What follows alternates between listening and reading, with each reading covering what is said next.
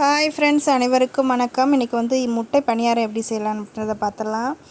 இதுக்கு வந்து மிக்ஸி ஜாரை வந்து நல்லா தொடச்சிட்டு ஈரம் இல்லாமல் அதில் வந்து கொஞ்சம் சீரகம், மிளகு இது ரெண்டையும் வந்து நல்லா பொடி பண்ணி எடுத்துக்கிறணும்.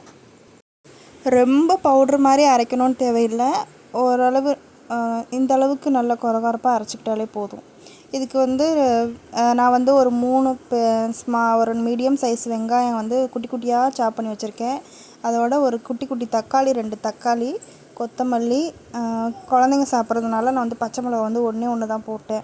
அதுபோக கொஞ்சம் அதுக்கு தேவையான அளவு உப்பு, கொஞ்சமாக மஞ்சள் தூள், அதுக்கப்புறமா நம்ம வந்து பொடி பண்ணி வச்சுருந்த பொடி ஜீரகம், மிளகு அதெல்லாம் போட்டிருந்தோம்ல, அந்த பொடி கொஞ்சம் போட்டுக்கலாம். அதுக்கப்புறம் நான் வந்து 5 முட்டை போட்டிருந்தேன். எங்கள் வீட்டில் வந்து 5 பேர் இருக்கிறனால 5 முட்டை போட்டிருந்தேன். இது எத்தனை முட்டை வேணாலும் போட்டுக்கலாம்.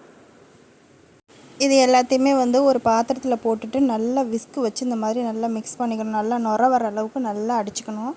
அதுக்கப்புறம் வந்து பணியாரக்கல்லை வந்து அடுப்பில் வச்சுட்டு எல்லாத்துலேயும் வந்து ஒரு கொஞ்சமாக ஆயில் ஊற்றிட்டு அதுக்கப்புறம் இதை கொஞ்சம் கொஞ்சமாக போட்டுட்டு கல் காயிற வரைக்கும் வந்து ஹை ஃப்ளேமில் வச்சுட்டு நல்லா கல் காஞ்சதுக்கப்புறமா வந்து லோ ஃப்ளேமில் வச்சு இது பண்ணால் நல்லா உள்ளேயும் வெந்துடும், கருகாமையும் வரும். இல்லை ஹை ஃப்ளேம்லேயே வச்சிட்டோம் அப்படின்னா வந்து கருகிரும்.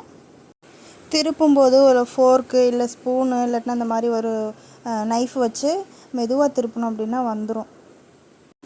இன்னொரு மெத்தட் பார்த்திங்கன்னா, நம்ம அந்த பொடி பண்ணோம் இல்லையா, அதே மாதிரி வெங்காயம், தக்காளி எல்லாத்தையுமே வந்து லைட்டாக கொரப்பாக அரைச்சிட்டு அதுக்கப்புறம் முட்டையை போட்டு கூட செய்யலாம். அதுவும் நல்லா தான் இருக்கும். ஒரு சில பேருக்கு வந்து வெங்காயம் அப்படியே வந்து கடித்து சாப்பிட்ற மாதிரி இருந்தாலும் பிடிக்கும். ஒரு சில பேருக்கு வெங்காயம் குழந்தைங்களாம் வந்து சாப்பிட மாட்டாங்க. அந்த மாதிரி இருக்கிறவங்களுக்கு வந்து அந்த மாதிரி அரைச்சி அதுக்கப்புறம் முட்டையை போட்டு கூட செய்யலாம்.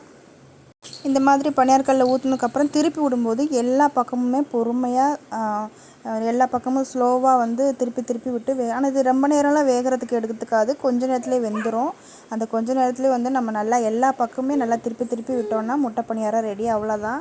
ஓகே, பாய். நெக்ஸ்ட் வீடியோவில் பார்க்கலாம்.